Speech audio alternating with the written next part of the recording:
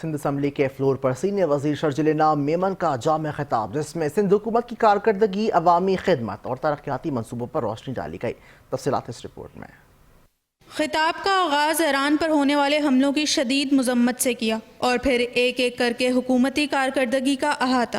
جو ایران پر اٹیک ہوا ہے اس کی شدید الفاظوں میں اپنی طرف سے، اسمبلی کے ممبران کی طرف سے، اپنی پارٹی کی طرف سے، گورنمنٹ آف سندھ کی جانب سے سختی سے اس کی مذمت کرتے ہیں۔ سینئر وزیر شرجیل انعام میمن نے کہا کہ چیئرمین بلاول بھٹو کی ہدایت پر I work for Sindh app روزگار کی راہ میں ایک انقلابی قدم ثابت ہوئی بنائی گئی ہے۔ اب تک اس ایپ میں 72 لاکھ افراد رجسٹر ہو چکے ہیں۔ میڈیا اداروں کو کروڑوں روپے کی گرانٹس، فلم اور ڈرامہ انڈسٹری کو بجٹ اور فیک نیوز کے خلاف خصوصی سیل، ٹرانسپورٹ کے شعبے میں green line, orange line, peoples bus service, pink bus اور اب خواتین کے لیے پنک ٹیکسی اور ای وی اسکوٹرز سب حکومت سندھ کے ویژن کا حصہ ہیں۔ ایک ایپ انفارمیشن ڈپارٹمنٹ نے بنائی ہے، آئی ورک فار سندھ، اور یہ ایپ جو ہے یہ ویژن تھا چیئرمین بلاول بھٹو زرداری صاحب کا، اور اس کو بنانے ہم نے ریسنٹلی بنائی ہے، اور اس کو بنانے 14 مارچ 2025 کو یہ ایپ بنی،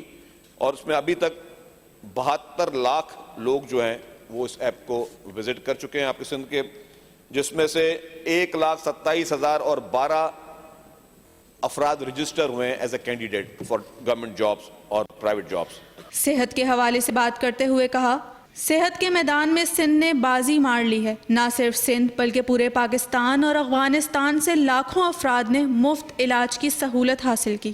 آپ کے ایمبولینس کے ایشو ہوتے تھے، 1122 جو ہیلتھ ڈپارٹمنٹ نے شروع کیا ہوا ہے، سندھ بھر میں 1122 چل رہا ہے۔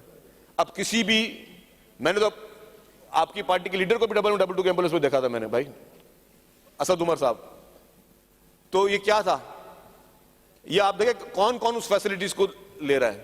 ان کا کہنا تھا کہ پیپلز پارٹی کی قیادت نے ہمیشہ خدمت کی سیاست کی ہے، نہ کہ اسلحے یا نفرت کی سیاست۔ آخر میں انہوں نے واضح پیغام دیا کہ ہم بھائی تھے، ہیں اور رہیں گے، نفرت کی سیاست کو کامیاب نہیں ہونے دیں گے۔